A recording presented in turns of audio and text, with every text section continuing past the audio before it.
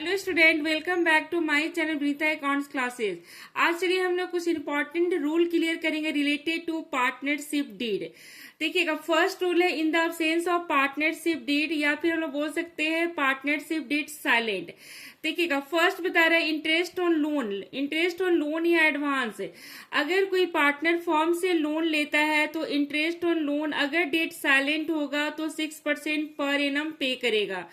फिर है second, sharing of profit and losses equally होगा। डीड अगर साइलेंट होगा तो पार्टनर्स के बीच जो भी प्रॉफिट डिस्ट्रीब्यूट होगा इक्वली, प्रॉफिट या लॉस। इंटरेस्ट ऑन कैपिटल यहाँ पर अलाउड नहीं होगा।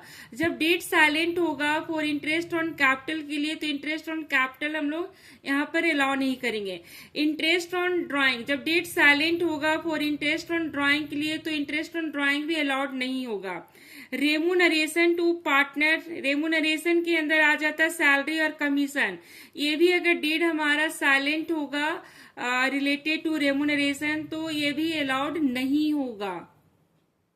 Second rule, if partnership deed provided या विथ एग्रीमेंट, अगर हमारा डीड है तो उस केस में अगर हम पार्टनरशिप फॉर्म विथ एग्रीमेंट यानी डीड के साथ अगर हम स्टार्ट करते हैं तो देखिएगा इस केस में interest on loan by partner is paid by given rate. अगर रेट जो दिया है उसी रेट से पे होगा। If rate not given in the question then allowed 6% per annum.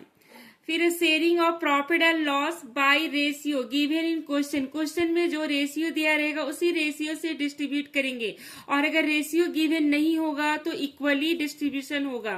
Interest on capital allowed होगा बाय गिवन रेट, जो भी रेट दिया रहेगा उसी रेट से इंटरेस्ट ऑन कैपिटल अलाउड होगा। इंटरेस्ट ऑन ड्राइंग अलाउड होगा बाय गिवन रेट।